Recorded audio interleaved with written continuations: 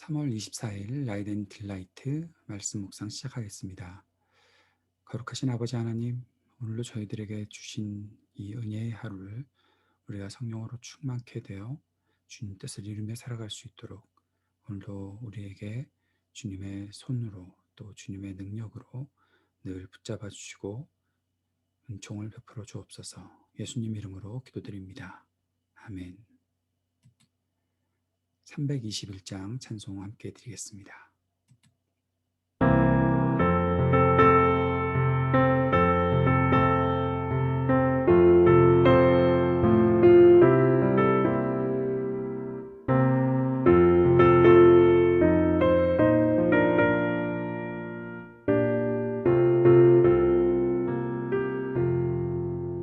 날 대속하신 예수께 내 생명 모두 드리니 늘 진실하게 하소서.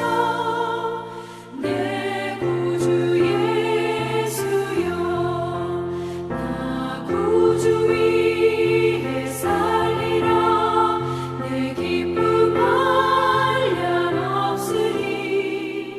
내 갈 길 인도하소서.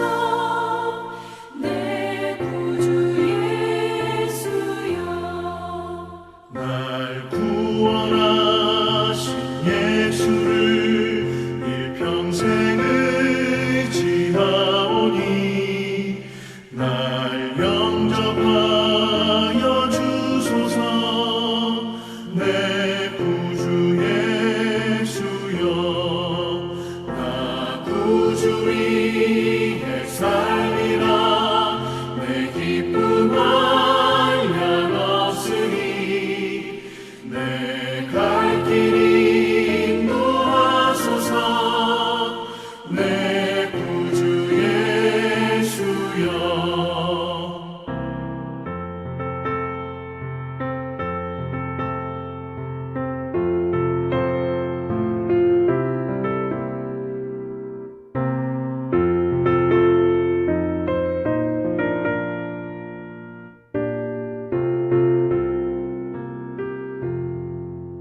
주 십자가에 달리사 날 자유하게 했으니 내 몸과 마음을 주 위에 다 쓰게 하소서.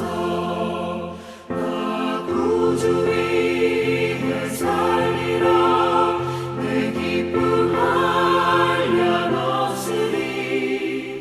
내 갈 길 인도하소서. 내 구주 예수여.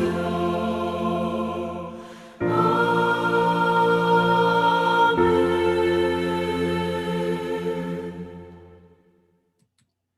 오늘 함께 묵상할 말씀은 누가복음 22장 63절에서 71절까지의 말씀입니다. 예수를 지키는 사람들이 예수를 때리면서 모욕하였다. 또 그들은 예수의 눈을 가리고 말하였다. 너를 때린 사람이 누구인지 알아맞추어 보아라.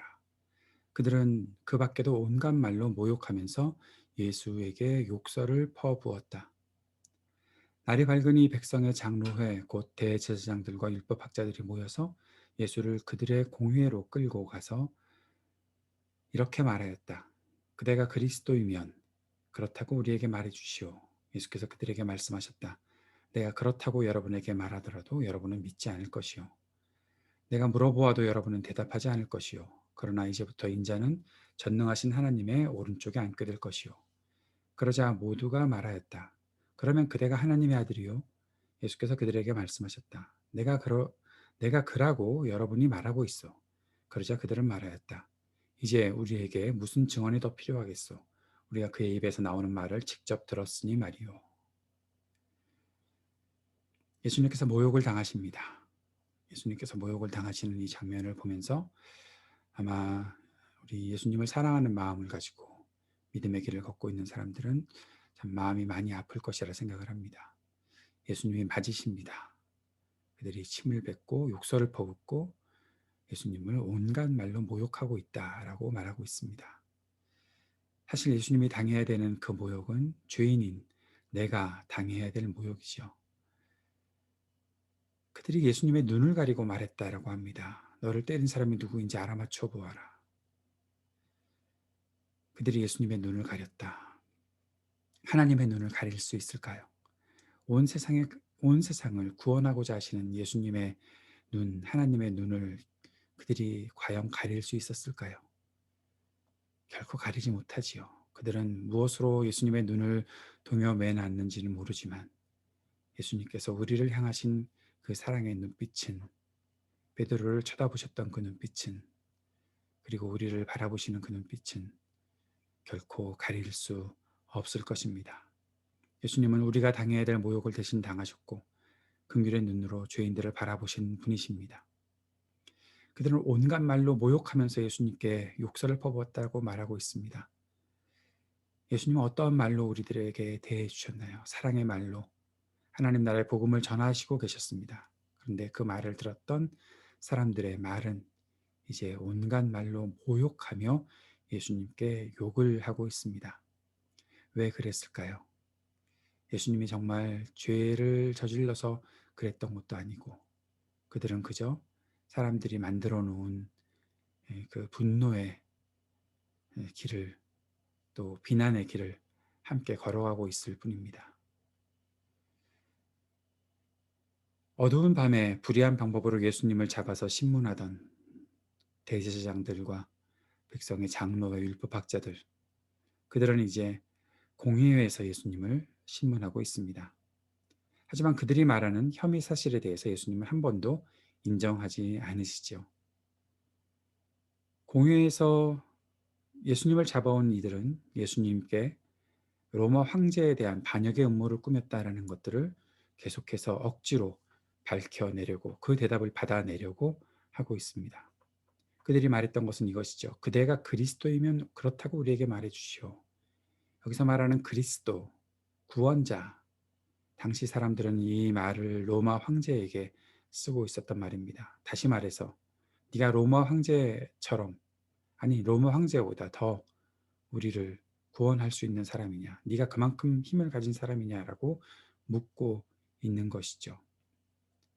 왜냐하면 그들이 그 대답을 받아내면 예수님을 로마 황제의 심판대 앞에 세울 수 있을 것이니까 그런 것입니다. 로마법에 따라서 예수님을 죽일 수 있으니까, 사형시킬 수 있으니까. 자기들은 사형에 대한 법률이 없고 사형 집행 권한이 없고 예수님을 죽이려면 로마의 법에 따르게 해야 될 테니까 자기들의 힘으로 예수님을 어떻게든 죽인다면 백성들이 자기들을 모든 기득권에서 몰아낼 테니까 어떻게든 예수님을 법에 걸리게 하고 백성을 선동했다.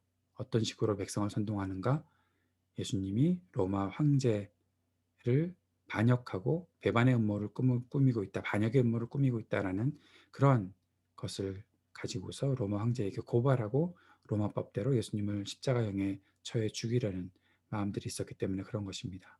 70절에 그러면 그대가 하나님의 아들이요? 이 말도 마찬가지입니다.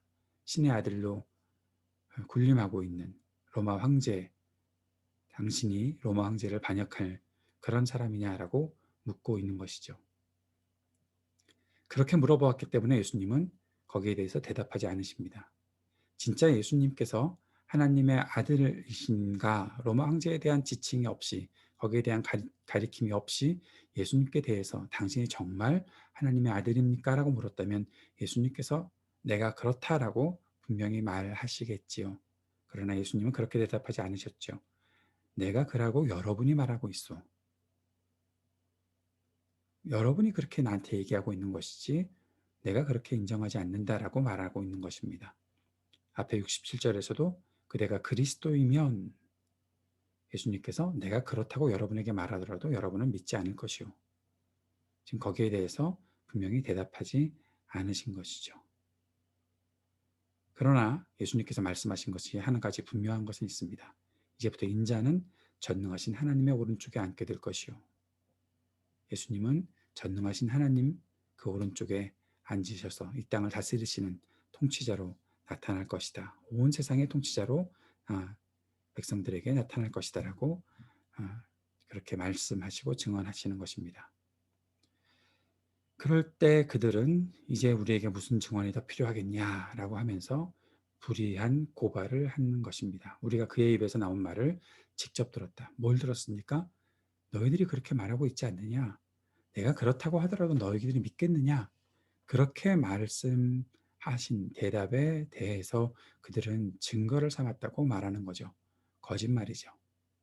불의한 고발을 하고 있는 것입니다. 그들이 어떻게 예수님을 죽이려 하는지, 불의한 그 길로 예수님을 죽이려 하는지 볼 수 있는 거죠.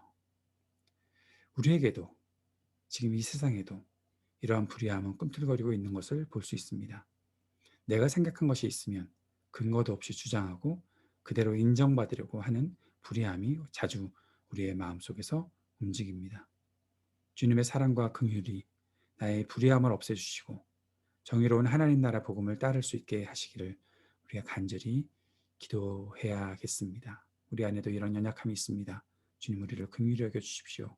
주님 앞에 간절히 구하며 나아가는 이 아침의 시간이 되었으면 좋겠습니다. 나를 위해 고통당하시고 내가 당해야 될 모욕을 당하신 우리 주님 앞에 내가 있기를 원합니다. 간절히 기도하는 우리에게 큰 하나님의 은혜가 머물기를 소망합니다.